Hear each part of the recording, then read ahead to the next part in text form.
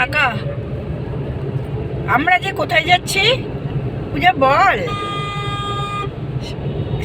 দাঁড়া, আমার নাম কথাটা আটকে যায়। স্বামীনারায়ণ টেম্পলে যাচ্ছি, খুব মজা করতে যাচ্ছি। পুজো শ্রাবণীর মুখটা দেখতে পাচ্ছি না।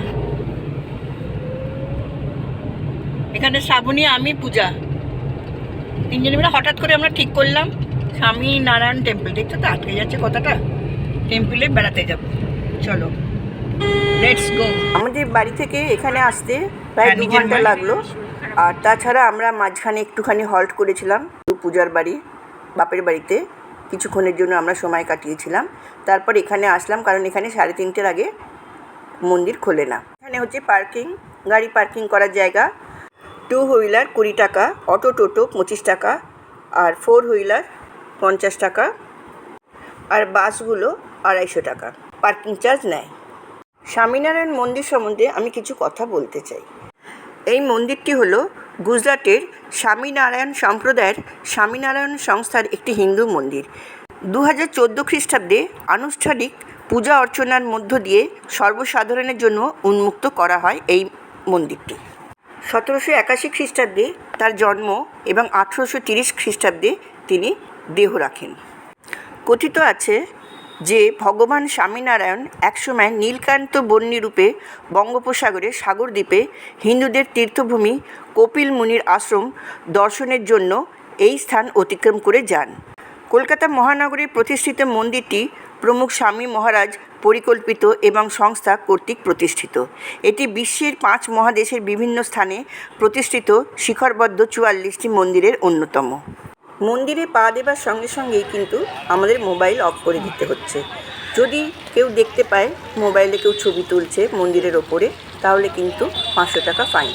মন্দিরের গায়ে বিভিন্ন দেব দেবীর মূর্তি খোদাই করা আছে। মন্দিরের ভেতরে স্বামীনারায়ণের বড় মূর্তি আছে এবং এছাড়াও শিব পার্বতী, বজরংবলী, রাম সীতা আর রাধাকৃষ্ণেরও মূর্তি আছে। সাথে আমরা দেখছি বিরাট বড় বাগান এবং গোশালাও আছে। গোসেবা করার জন্য এখানে দানপাত্র আছে। ঠাকুর স্বামীনারায়ণের পাথরের 2টি চরণ আছে। চরণ দুটি একটা গোল বেদির ওপর আছে, আর 4-5টা জল আছে, আর ওপরে শাওয়ার চলছে। খুব সুন্দরভাবে এই জায়গাটা বাঁধানো আছে। একটা কথা জানিয়ে রাখি, এই মন্দির সকাল 7:30 থেকে দুপুর 12টা অবধি খোলা থাকে, তারপর বিকেল 4টে থেকে রাত 8টা অবধি খোলা থাকে। কেউ যদি অন্নভোগ নিতে চায় তাহলে তাকে 11:30টার সময় কুপন কাটতে হবে 160 টাকা দিয়ে। কাউন্টারে কুপন দেখিয়ে ভোগ নিতে হবে, আর 12:30টার মধ্যে পুরো খালি করে দিতে হবে।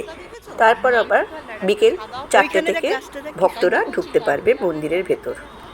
এখানে ভোগের থালিটা রাজস্থানী থালিও বলা হয়।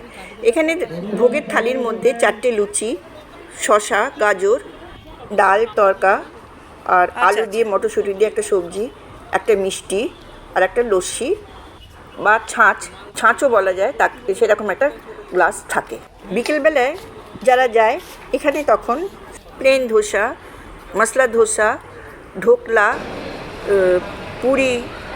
পুরি সবজি আর সিঙ্গারা, বিভিন্ন রকমের নিরামিষ আইটেম পাওয়া যায়। সকালে এখানেই কিন্তু ভোগ দেওয়া হয়।